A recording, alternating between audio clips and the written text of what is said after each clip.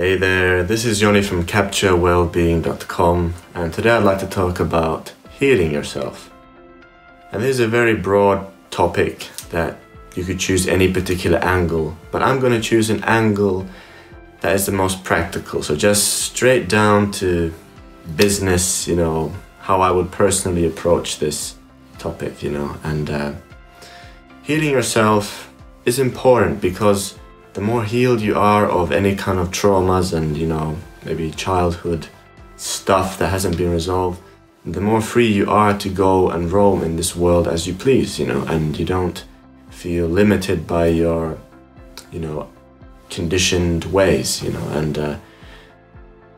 So the first step, what is the first step? The first step is to identify what you need to be healed of, because we all have things that they're not all resolved. We have like emotions that are sometimes buried, pretty deep in our system, and then they come up at surprising moments.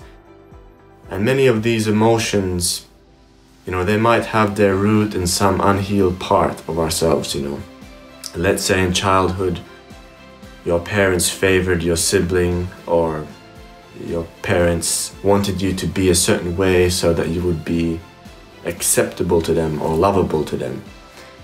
And those kind of things can actually leave, these kind of, empty parts, that weren't filled with love.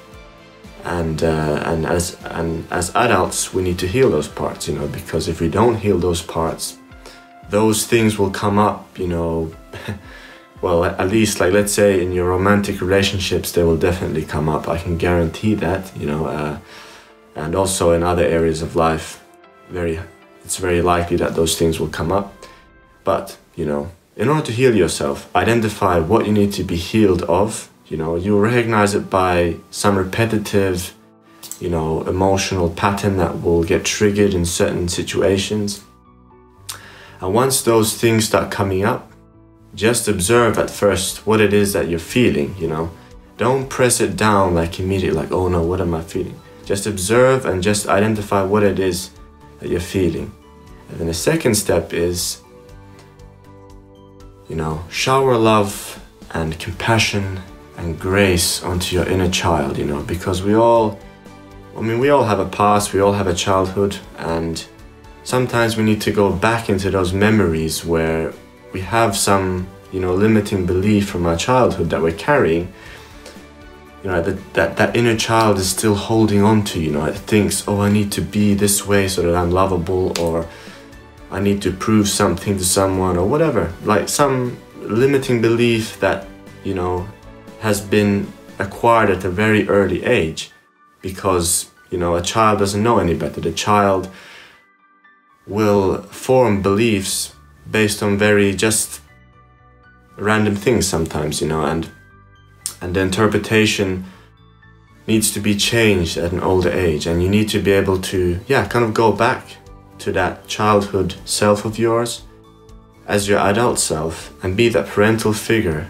and shower that kind of love and acceptance and that kind of good warmth onto that child, so that that child can heal and that you can let go of these limiting beliefs.